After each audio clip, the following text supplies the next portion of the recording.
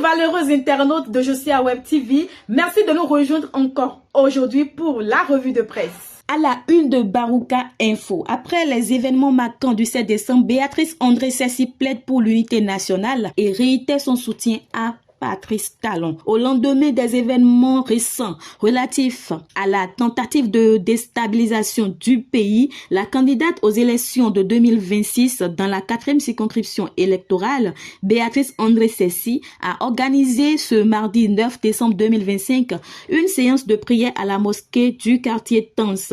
Un moment de recueillement collectif placé sous le signe de la paix, de la solidarité et de la reconnaissance envers les forces de défense et de sécurité FDS, entouré de responsables religieux, militants et sympathisants de l'Union progressiste Le Renouveau. La candidate titulaire aux législatives de 2026 a tenu à exprimer publiquement son soutien au chef de l'État après les événements du 7 décembre. Elle a également salué le courage et le professionnalisme des FDS engagés dans la préservation des valeurs démocratiques tout en adressant des pensées fortes aux familles endeuillées. Renforcement de la qualité de l'enseignement à Nati Tengou, l'OS et la mairie dans une approche d'élaboration d'un plan. Tentative de coup d'État déjouée, le gouvernement maintient fermement le calendrier électoral. Lutte contre la délinquance à la frontière bénino-nigériane, une opération de trafic des produits psychotropes déjouée à Ilara. À présent avec le quotidien L'Investigateur du jour. Bénin, la politique républicaine démantèle un réseau de faux médicaments dans le marché de Ouégo. L'intégralité du test de la Constitution révisée. Adogbo François Bodo rejoint le bloc républicain après sa démission de LD et justifie son choix. L'ONG APDD mobilise la jeunesse contre la désinformation et les dérives numériques. Par ailleurs, Assemblée générale de la FEBEBOX, la saison 2025 bouclée, le cap mis sur 2026. Pour finir, tribune de chat, la conscience, cette voix intérieure qui guide nos choix.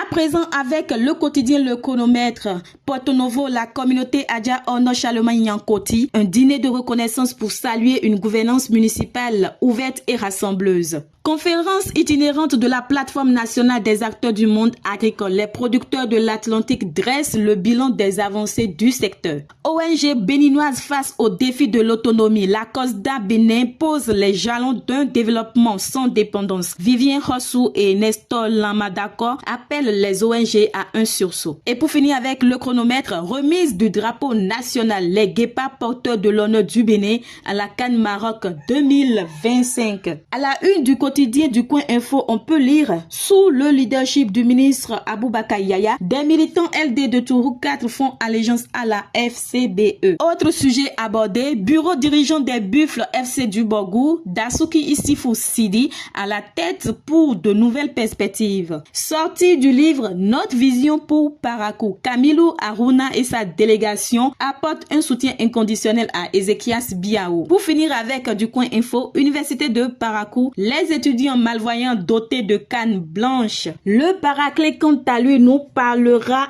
des communales et législatives de 2026. Quelle place pour la loi numéro 2025-20 dans la campagne électorale? Paix, démocratie et défense des institutions républicaines. Michel Sodinou et les émigrants de l'OME se donnent les mains. PAEG phase 1, le coaching des jeunes femmes politiques passé en revue dans le Mono. Pour finir, retour triomphal du bloc républicain Barthélémy Ronton.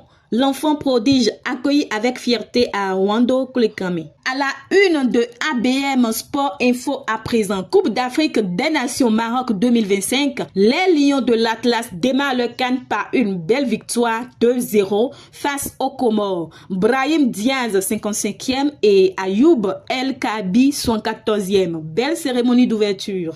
Toujours dans le contexte CAN Maroc 2025, RD Congo vs Bénin, ce sera pour le mardi 23 décembre 2025 à 13h30. Dasuki Issifou Sidi, nouveau président des Buffles Football Club. Toujours avec ABM Sport, Stade de Parakou, un nouveau joyau bientôt. À la une du quotidien Fraternité, après son audition à la Criette vendredi dernier, Azanaï placé sous mandat de dépôt. Quant à Yahi Chabi, une carte SIM en son nom qui n'est plus utilisée par lui aurait servi lors des préparatifs du putsch. Les enquêtes vont révéler le nom de l'utilisateur de la carte SIM.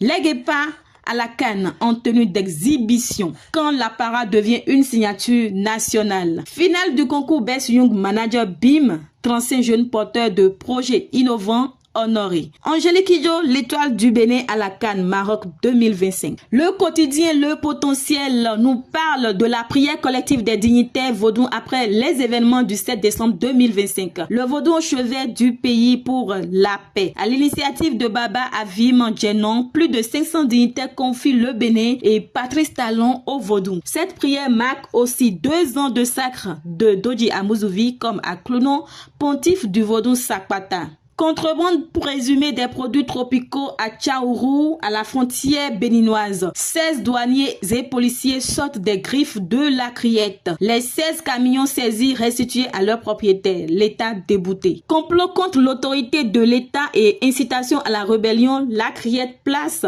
Candide Azanaï en détention provisoire. Léopold Zinsou a reçu les hommages du conseil municipal d'Abomey-Calavi avant son inhumation ce week-end. 35e édition de la Coupe d'Afrique des Nations, les Lions de l'Atlas font une bonne entrée en dominant les Comores. Le Bénin joue la RDC ce mardi. Merci de nous avoir suivis. Prenez le rendez-vous pour les prochaines fois sur Josia Web TV, la chaîne qui vous suit.